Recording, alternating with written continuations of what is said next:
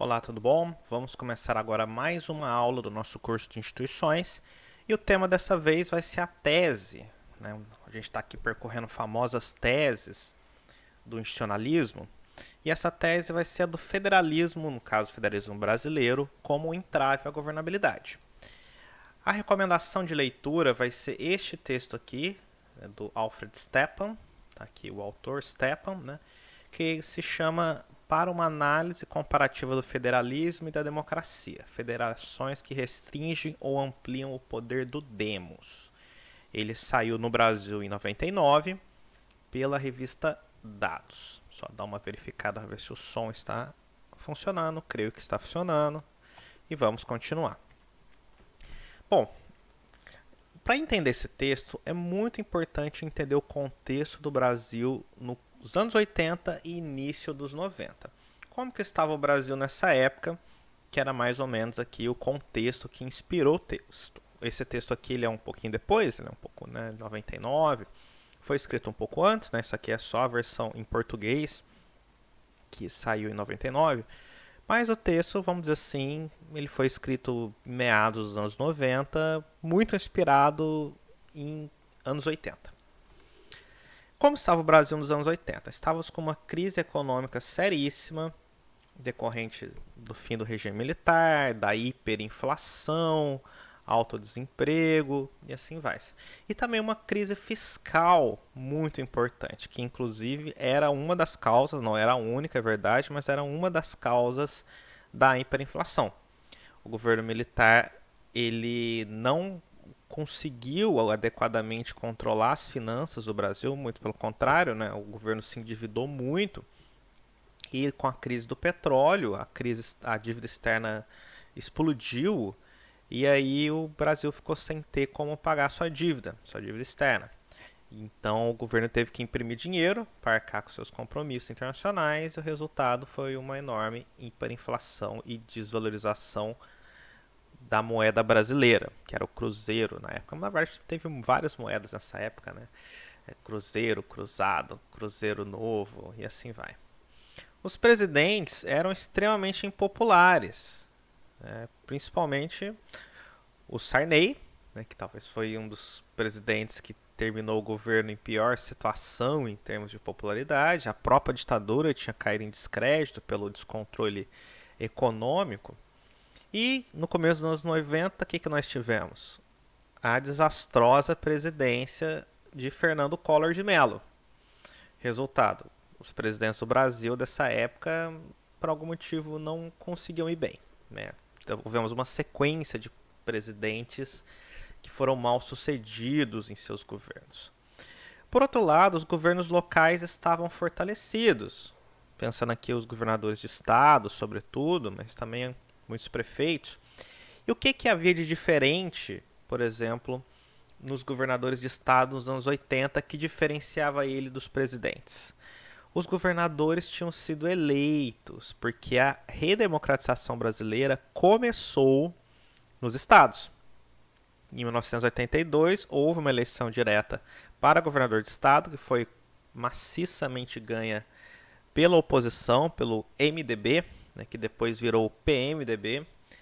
E apenas um único estado é que o MDB não ganhou o governo estadual, ou seja, a ditadura, que na época era representada pelo partido Arena, se saiu terrível, muito mal da eleição. E os governos locais estavam fortalecidos.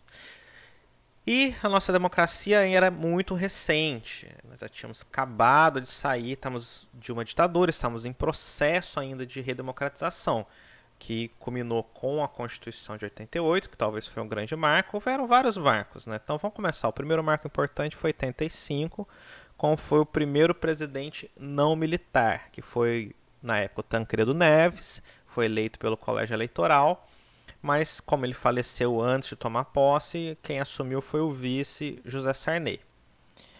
Depois, em 88, talvez o verdadeiro marco da redemocratização, foi quando tivemos a nova Constituição, que era baseada em regras democráticas e não mais autocráticas como a Constituição de 66 e 67. Né? Então, podemos colocar aqui 82, né? Outro marco importante. que foi justamente o que eu falei, a primeira eleição para governadores de uma forma livre. Tá? E se a gente quiser colocar em 80 a lei da anistia, que também foi um grande marco importante, né, quando houve anistia aos presos políticos, e também a volta do multipartidarismo, né, ou seja, na ditadura havia aquela coisa de só ter dois partidos, que eram os partidos aceitos. Em 80 houve a permissão para se fundar novos partidos. O PT, por exemplo, foi fundado em 80, justamente quando houve a possibilidade de novos partidos. Então, esse longo ciclo, né, como disse lá o presidente Médici, uma abertura lenta e gradual, foi o que culminou na redemocratização em 88. Pois bem, vamos então agora entrar em mais detalhes sobre o texto de Stepan. O Stepan era um comparativista e também um brasilianista, uma pessoa que estudava o Brasil, um americano que estudava o Brasil, e ele era uma pessoa dedicada à política comparada. E ele comparava vários sistemas do mundo e sempre colocava o Brasil junto, porque ele conhecia muito o Brasil, já chegou a morar no Brasil e tudo mais. Então, e é um cientista político super consagrado, né, na sua época. E ele fez esse texto, que é o texto que nós vamos discutir nesse vídeo, justamente para tentar fazer uma classificação e uma análise do federalismo, da instituição específica federalismo. E ele vai dizer que os sistemas políticos podem ser avaliados por 3 critérios: o quanto que eles preservam de liberdade, o quanto que eles preservam de igualdade política e o quanto que eles preservam de efetividade governamental. Os 3 critérios serão critérios normativos que a gente poderia julgar a qualidade dos sistemas políticos, ou seja, se eles preservam a liberdade, ou seja, tanto que eles garantem a liberdade individual quanto evitam que o país caia numa ditadura, é um critério. A igualdade continua sendo muito importante, o quanto que todos os cidadãos são tratados igualmente pelo sistema político. E a efetividade, que é a capacidade do governo de resolver os problemas sociais, resolver o problema da educação, da saúde, todos os problemas que o governo é chamado a resolver. E o federalismo, segundo Stepan, ele tem as seguintes características. Federalismo. Primeiro, ele amplia a liberdade. Por que ele amplia a liberdade? Porque ele dá autonomia para as regiões. Então, como você é governado por um governo local e não por um governo central, existe uma chance maior do seu governo local te conhecer melhor. De você ter muito mais afinidades com o governo local do que o governo central. Então, se ajuda a você preservar a sua liberdade. Nos Estados Unidos, por exemplo, um caso, talvez até para os Estados Unidos faça mais sentido que o Brasil. Vamos supor que você seja Mormon. Mormon é uma religião que não é tão grande assim, não existe uma quantidade tão grande de Mormons. Mas se todos os Mormons se mudarem para um único estado e fundar um estado onde basicamente as regras são de acordo com a ética Mormon, com a visão Mormon do mundo, você vai ter muito mais liberdade. E é exatamente isso que aconteceu no estado de Utah, que foi basicamente criado dessa forma, né? Um estado criado pelos Mormons, né? que eles são muito importantes lá do estado. E assim vai. Né? Por outro lado, o federalismo ele prejudica um pouco a igualdade, porque existem algumas instituições, como a instituição do Senado, por exemplo, onde todos os estados são representados igualmente, e isso cria uma desigualdade entre os cidadãos. Por exemplo, no voto dos senadores, um eleitor de São Paulo tem um peso menor do que um eleitor do Acre, no Brasil. Nos Estados Unidos também tem exemplos semelhantes. Então, ele dá poder de veto para as minorias. Em grande parte das instituições federativas, elas foram feitas para dar poder de veto às minorias. Isso pode ser bom para preservar a liberdade, mas tende a ser ruim para a igualdade. Agora, o principal ponto que ele bate muito mais forte nesse texto é que o federalismo é um entrave à efetividade. O federalismo, que nem eu falei no meu outro vídeo, ele fragmenta o poder.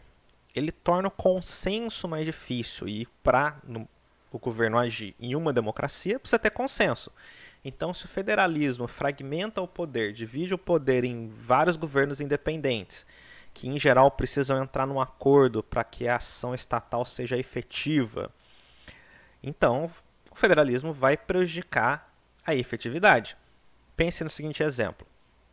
Num país unitário, ou seja, se houvesse apenas um único nível de governo, você teria um único sistema educacional, que seria controlado pelo centro político, que poderia ser um primeiro-ministro ou um presidente. Então ele não teria que negociar com governantes locais se deve-se fazer a política A ou a política B. Não. No governo unitário, se o nível central decidiu, está decidido. Dali para baixo é só decisão administrativa. É assim que funciona nos países unitários. Num país federativo, não. O governo central ele elabora uma política e ele tem que, depois de elaborar a política, negociar para ver se ele convence, e pode não convencer, os governadores de estado e os prefeitos a aderirem à política, que pode simplesmente não acontecer. Então isso vai prejudicar a efetividade. O mesmo exemplo vai acontecer na saúde, na segurança, questões ambientais, econômicas e assim vai. Então, ele vai dizer que assim, nem todas as federações seguem as mesmas regras. Algumas federações, elas ampliam o poder do demos. Por demos, no texto, essa palavra aqui, ele usou a palavra de origem grega, que significa povo, é o sufixo que está na palavra democracia, né, que vem de demos, que é povo. Mas aqui a gente pode entender esse demos como simplesmente a maioria nacional. Né? Algumas federações dão muito poder para a maioria nacional e outras federações restringem o poder da maioria nacional. Essas federações que ampliam o poder da maioria nacional é o que a gente chama de demos enabling. A gente não, o Alfred Stepan. E as federações que restringem o poder do demos, ele chamou de demos constraining. Quais são os grandes exemplos que ele cita no texto de demos enabling e demos constraining? Bom, no primeiro caso, demos enabling, ele cita a Índia e a Espanha. Ele é extremamente elogioso à Constituição indiana. Imagina, a Índia é uma democracia de mais de 1 bilhão de habitantes, com muitas clivagens, muitas dificuldades do ponto de vista étnico, cultural e religioso. Imagina, centenas de etnias no país, duas grandes religiões, a religião hindu e a religião muçulmana, numa história de fragmentação, guerra, divisões em castas. A Índia apresenta muitos desafios, mas surpreendentemente ela mantém uma grande estabilidade democrática. E o Alfred Stepan, ele identifica o federalismo extremamente flexível da Índia como um dos fatores do sucesso da democracia indiana. Ele, por exemplo, ressalta que na Índia é muito comum haver movimentos separatistas estaduais. Sabe? Uma certa comunidade fala, eu não quero permanecer nesse estado, eu quero ter um estado só meu. E aí o governo central indiano tem uma facilidade muito grande de redesenhar as fronteiras estaduais, coisa que nessas outras federações aqui é dificílimo. Né? Aqui onde eu estou, no estado do Pará, houve uma tentativa no passado de dividir o Pará em 3 estados, né? Criar o estado do Xingu e o estado do Tapajós, e não foi possível. Né? Essa tentativa foi vetada, mas na Índia isso foi feito várias vezes. Vários estados indianos foram modificados suas fronteiras pelo governo central e o governo central encontrou poucas barreiras institucionais a fazer isso. Ele pode decidir por uma decisão simples do parlamento, o parlamento em geral muito concentrado, por partidos disciplinados, e então isso é feito muito facilmente. Já países como os Estados Unidos e o Brasil, na visão de Stepan, não. São países em que as regiões, né, as localidades, eles podem vetar a maioria nacional. Então para usar aqui a terminologia do Liphart, que nós já discutimos nesse mesmo curso, esse demos constraining seria aquilo que o Liphart chamou de um modelo consensual. E o demos enabling é aquilo que o Liphart, estranho que ele não cita o Liphart no texto, né? é o modelo majoritário. Mas a ideia é exatamente a ideia do Lippard. Pois bem, e o Stepan tem 4 critérios para classificar as federações do mundo segundo o eixo Demos Enabling ou Demos Constraining.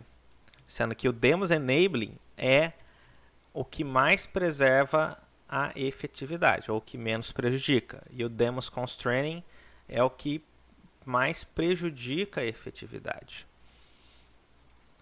governamental. Bem, quais são os 4 critérios que o Alfred Stepan usa para classificar as federações no mundo? Lembrando que essa atividade de classificação é importante para os comparativistas, justamente as pessoas que querem comparar os sistemas políticos. E o Alfred Stepan era um comparativista muito respeitado. Ele usou então esses 4 critérios. O grau de superrepresentação da Câmara Territorial, ou seja, o quanto que a Câmara Alta, né, que no Brasil é o Senado, ele é desproporcional em relação à população. Ele usa até uma medida muito interessante que é o Gini. O Gini da representação, né, entre candidatos e eleitores. O quão desigual é a quantidade de votos de cada senador. A gente pode resumir assim, né? Então, por exemplo, um senador de São Paulo precisa ter muito mais votos para ser elegido do que um senador de Sergipe, para citar um exemplo. O outro critério, é a abrangência de competências da Câmara Territorial. Em alguns países, como por exemplo a Espanha e a Índia, eles têm uma Câmara Alta, um Senado, só que esse Senado tem muito pouco poder. Nos dois casos aqui, o Senado existe senadores na Índia e na Espanha. A Espanha, inclusive, na maior parte dos casos, nem é contada como uma federação. É uma certa liberalidade aqui, vamos dizer, do Lippard contar a Espanha como federação. Mas nesses dois casos aqui, o Senado é consultivo. O Senado não pode vetar uma decisão da Câmara Baixa. Então, quando você tem um grau de competência, em alguns outros casos, como a Alemanha, por exemplo, existem várias atribuições que são exclusivas da Câmara Baixa, da Câmara dos Deputados, equivalente no Brasil à Câmara dos Deputados, mas algumas decisões têm que passar pelo Senado. Nesses dois países aqui é tudo consultivo, o Senado é só consultivo. Já outros países, como os Estados Unidos e o Brasil, qualquer lei, qualquer norma do parlamento tem que ser aprovada pelo Senado. Então, quanto maior a competência legislativa da Câmara Territorial, a Câmara Alta, mais Demos Enabling é o sistema político.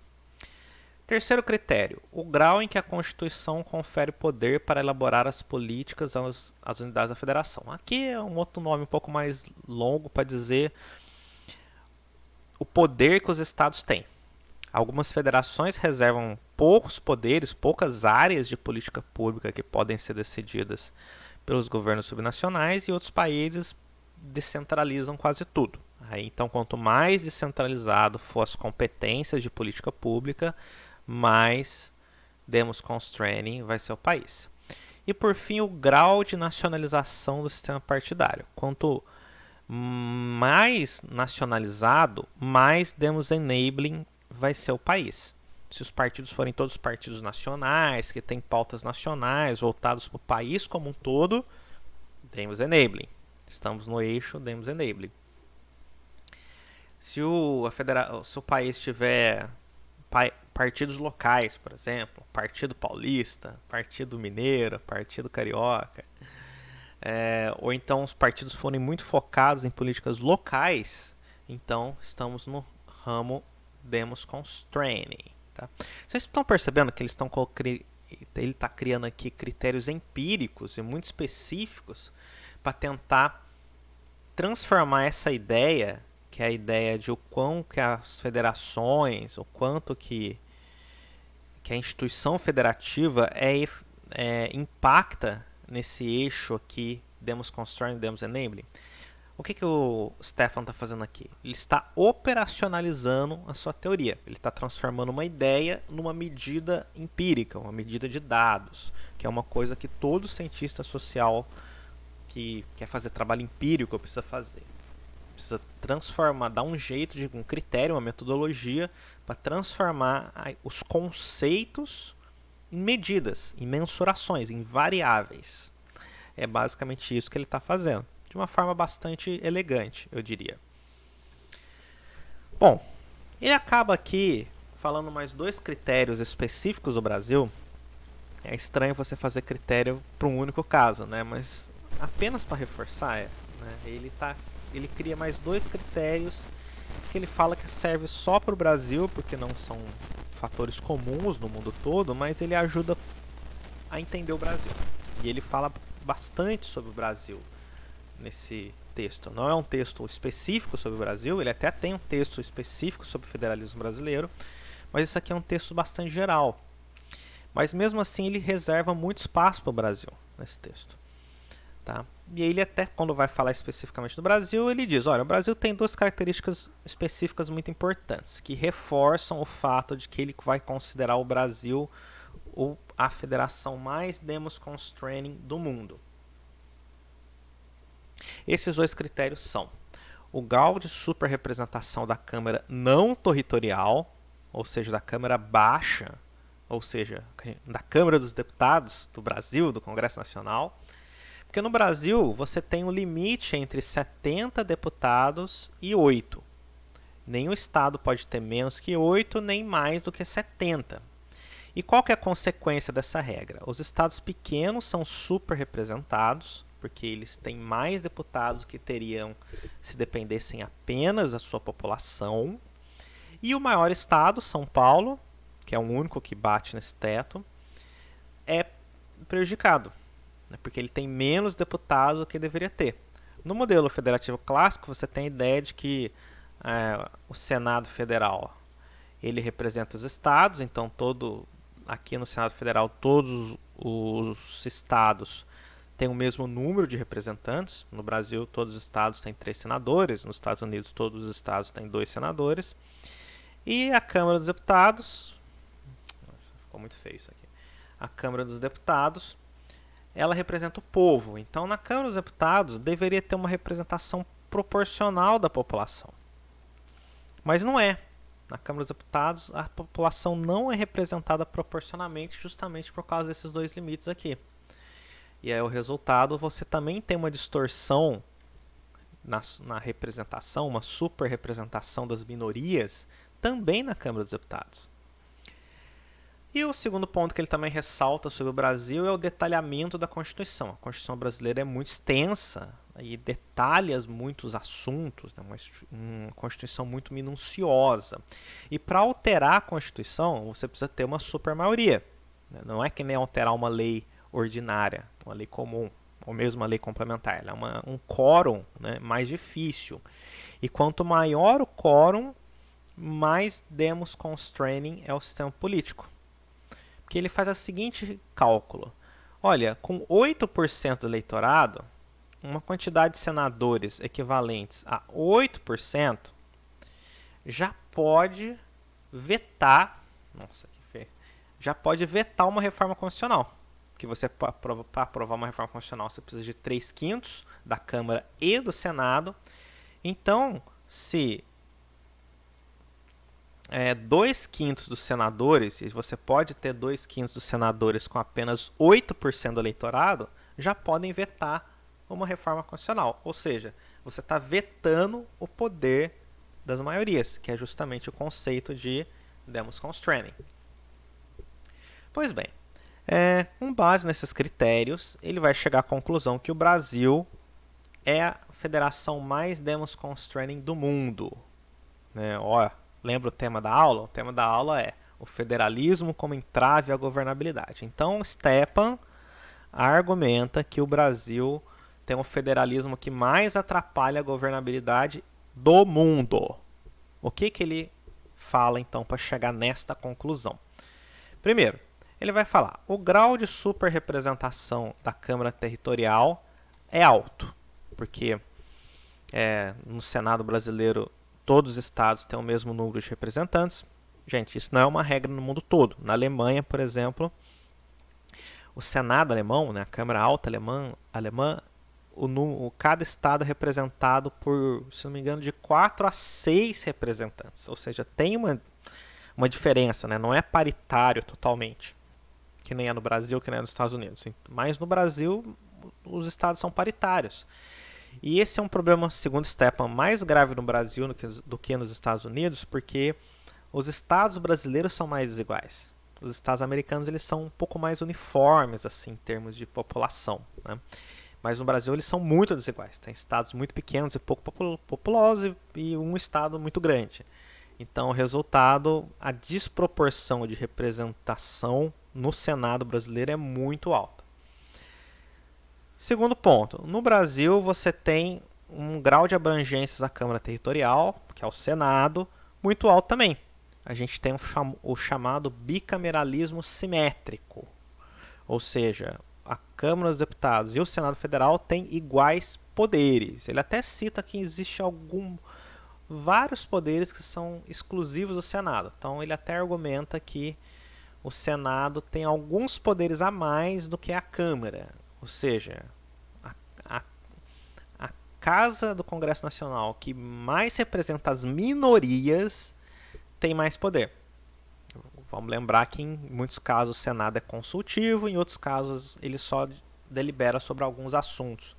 Mas no Brasil ele tem que deliberar praticamente sobre todos os assuntos. No Brasil, segundo Stepan, existe uma grande descentralização a partir de 88, né, da Constituição de 88, esse marco aqui. Antes era muito até aqui era super centralizado, porque estávamos numa ditadura. Mas a partir de 88 houve uma enorme descentralização das políticas públicas. Então, o Brasil também passou a atentar esse critério aqui. A gente vai ver mais sobre esse ponto depois. E por fim, o grau de nacionalização do sistema partidário no Brasil é baixo. E aqui é uma coisa que a gente vai dialogar um pouco mais à frente, aqui nesse mesmo vídeo. Por que ele acha que no Brasil o sistema partidário não é nacionalizado e que isso torna o sistema mais demos constraining. E os dois pontos específicos do Brasil, que eu já falei, o grau de superrepresentação da Câmara Baixa é alto também, e também uma Constituição muito detalhada. Juntando tudo isso, o Brasil é extremamente demos constraining. Bem, eu vejo o texto do Stepan como uma referência, não porque ele é original, ele criou todas essas interpretações, principalmente quando ele fala sobre o Brasil, mas porque ele sistematizou muita coisa da teoria. Então, Stepan ele era um bom sistematizador de teorias.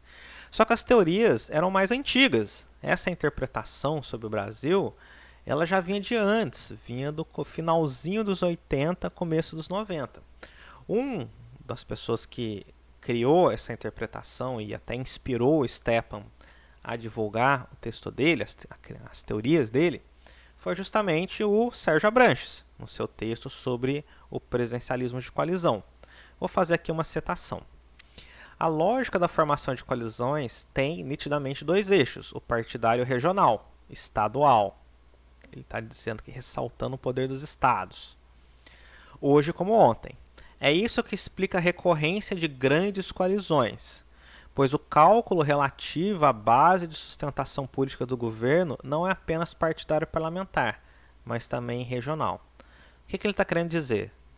Olha, quando o presidente vai fazer sua coalizão de governo, não basta ter o apoio dos partidos. Você não precisa reunir o número de parlamentares de partidos que dê uma maioria confortável ao presidente. É também importante obter o apoio de líderes regionais, porque sem os líderes regionais, o presidente não governa.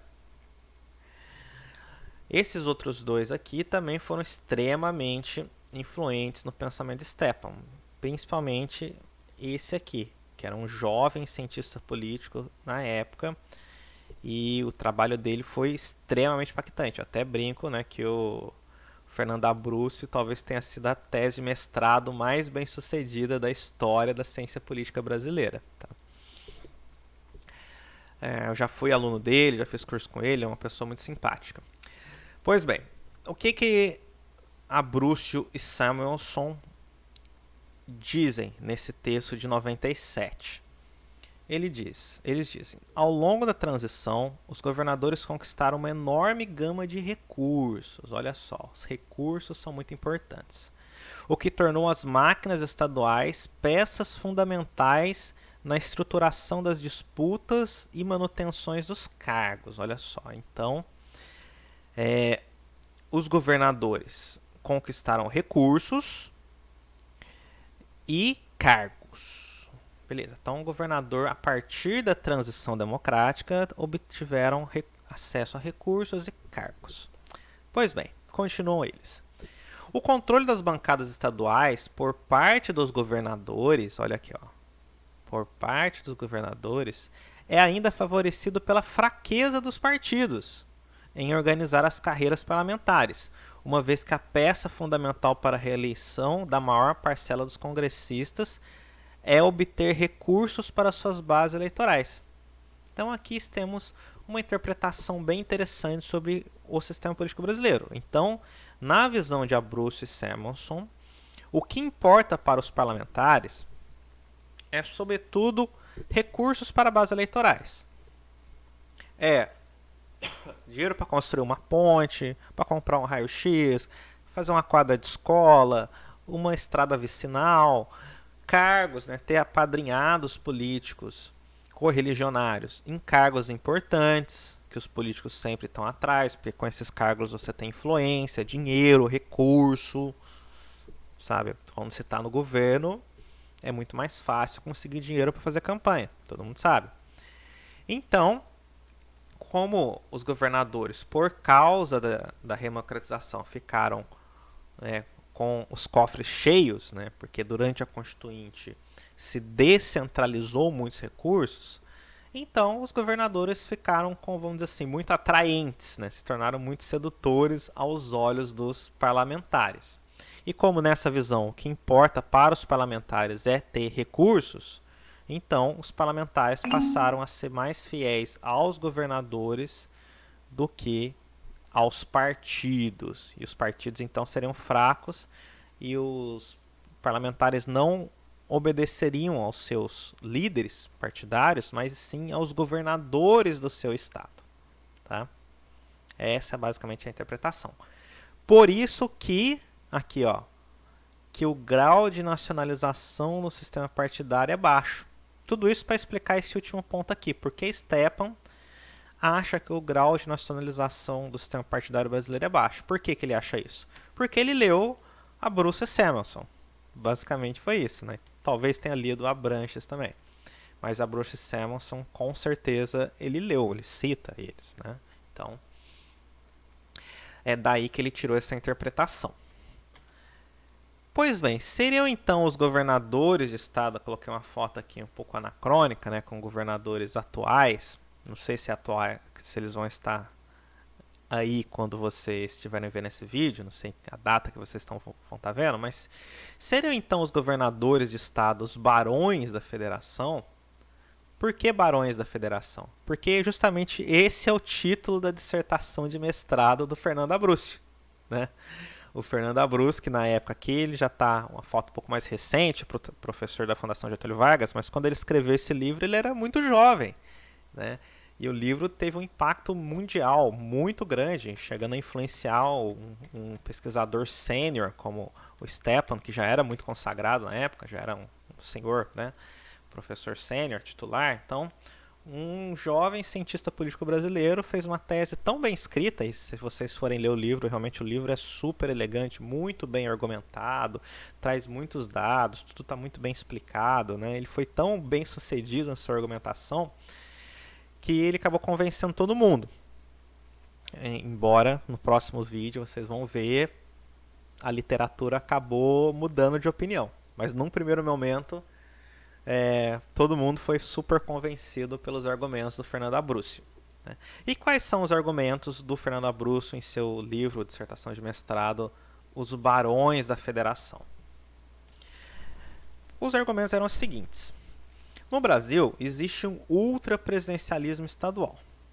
O que é esse ultrapresidencialismo estadual? E de tudo do livro, o que mais sobreviveu foi isso aqui, olha.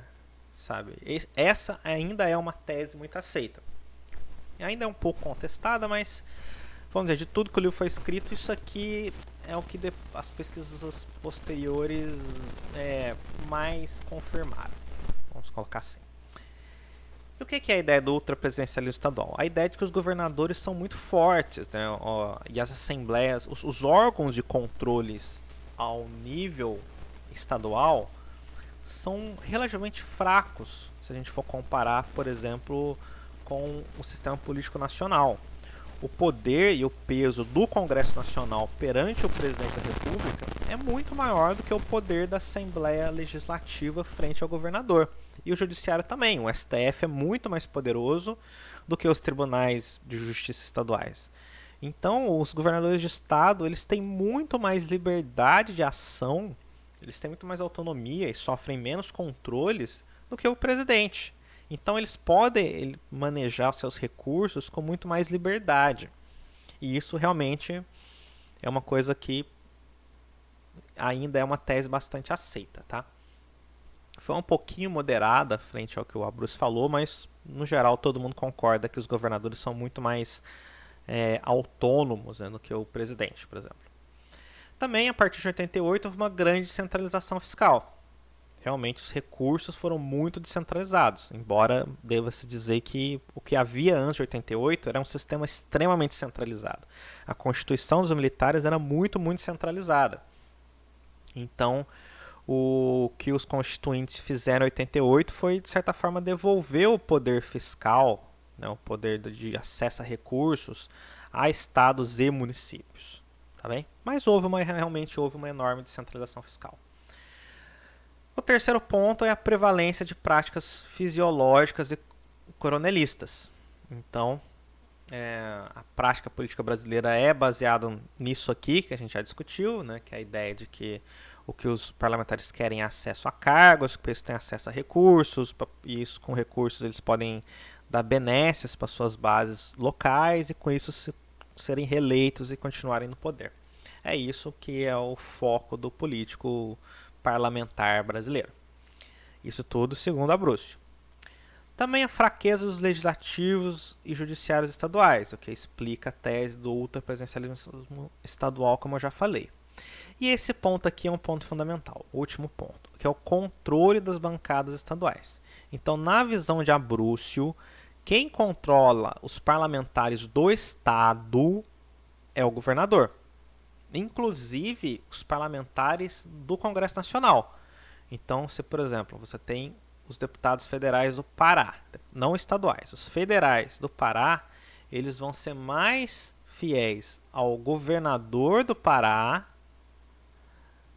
do que aos próprios líderes partidários. Vou colocar aqui par de partido. Então, na visão de Abruzzi, os parlamentares vão tender para esse lado aqui, olha.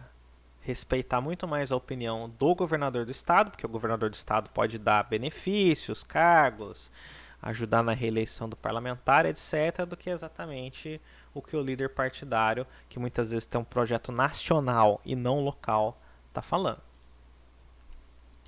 E por que essa situação surgiu? Né? O Abruzzi ele também tem toda uma parte histórica bem detalhada do livro dele, de por que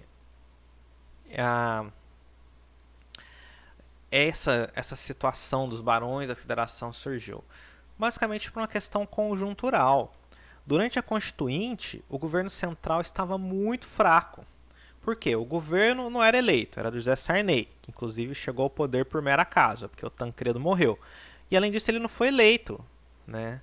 O governo federal, em 88, quando foi feita a Constituição, era um governo eleito pelo colégio eleitoral, ou seja, de uma forma indireta. Então ele não tinha a legitimidade das urnas. Já os governadores de estado, sim, eles tinham sido eleitos em 88. Então eles tinham a legitimidade das urnas.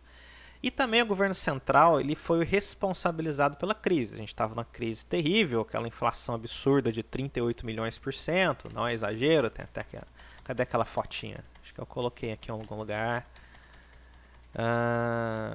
Enfim, depois eu coloco aí. No próximo vídeo eu mostro, com certeza.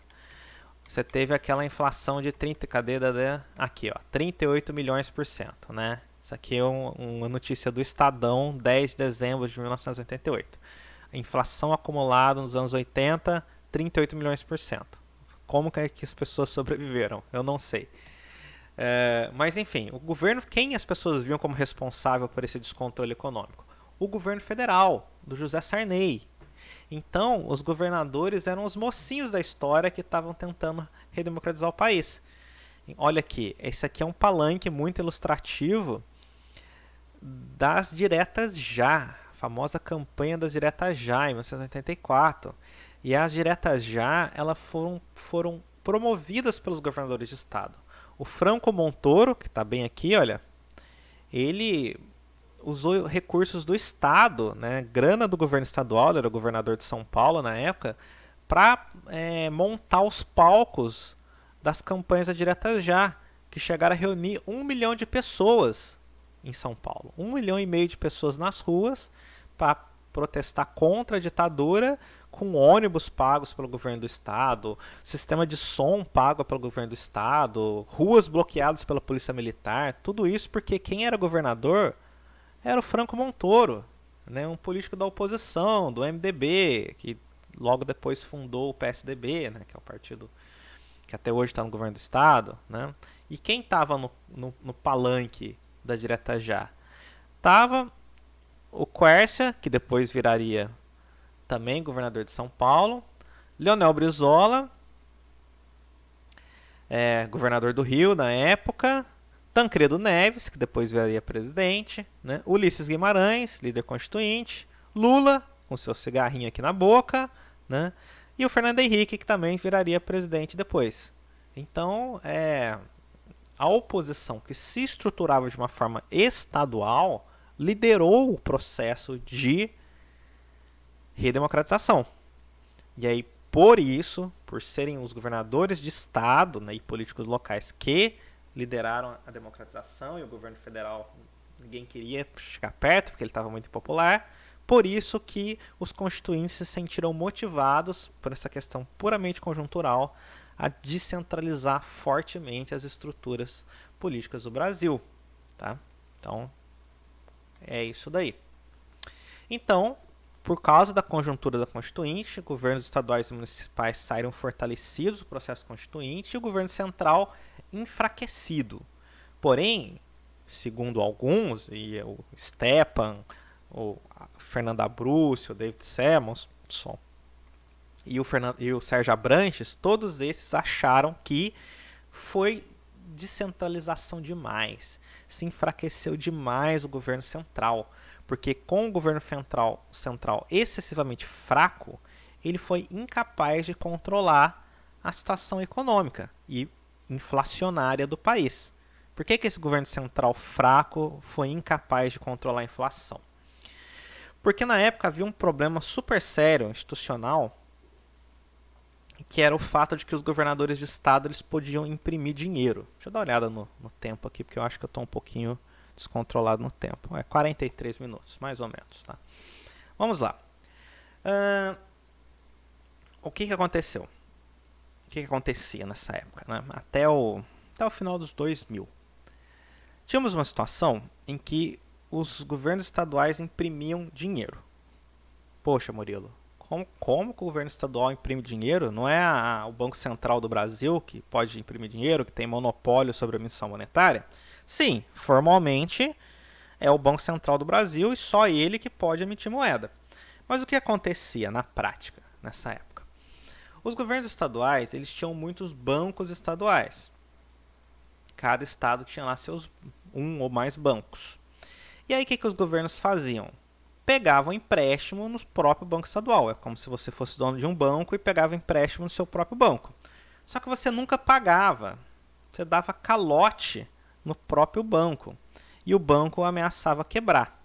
Só que quando um banco grande quebra, ele pode pôr em risco todo o sistema financeiro. E o que o governo central tinha que fazer? O Banco Central, na verdade. Né? Ele tinha que resgatar o banco e sanear as contas do banco, usando dinheiro do governo federal, para impedir que aquele banco grande, relevante, quebre e leve todos os seus correntistas à falência. Só que os governadores de estado percebiam que sempre quando você pegava dinheiro no Banco Estadual e quebrava ele, vinha o governo federal e resgatava, entendeu? O que na prática, e depois os economistas podem até descrever com mais detalhes, né? Isso na prática é a mesma coisa de emissão monetária. Mesma coisa. E se todo estado do Brasil pode emitir moeda, o Banco Central não tem condições de fazer política monetária. E como ele não tem condições de fazer política monetária, o que acontece? A inflação sobe vertiginosamente rumo, né, à lua. Né? Era por isso que a inflação era tão galompante, porque a gente tinha uma situação em que havia um descontrole monetário no Brasil absurdo. E o governo federal precisava intervir nos estados, proibir eles de pegar empréstimo, esse comportamento perdulário de pegar empréstimos dos bancos. Só que, na visão dos analistas políticos, o governo federal ele foi tão enfraquecido pela Constituinte que ele não conseguia, simplesmente não conseguia colocar um freio nesses governadores super fortalecidos. Resultado, o Brasil caminhava lá para o buraco, entendeu? Era basicamente essa angústia dos analistas nessa época. Tá? Então era por isso que o federalismo era visto como um problema seríssimo, seríssimo de governabilidade do Brasil, que impedia a governabilidade, impediu o controle econômico e tudo mais. Tá? Então fica essa situação. Fica a pergunta, né? Será que a descentralização foi longe demais? Será que os constituintes tomaram decisões erradas em descentralizar excessivamente os poderes no Brasil, criando um presidente excessivamente fraco e incapaz de governar, que a gente seria condenado a ter presidentes fracos, que nunca terminam o mandato, nunca conseguem resolver nenhum problema e etc., que é justamente aquilo que o Stefan tinha falado lá atrás, olha, que era essa baixa efetividade governamental. Será que as nossas escolhas erradas explicam o nosso destino? Pois bem, vamos ver isso no próximo vídeo.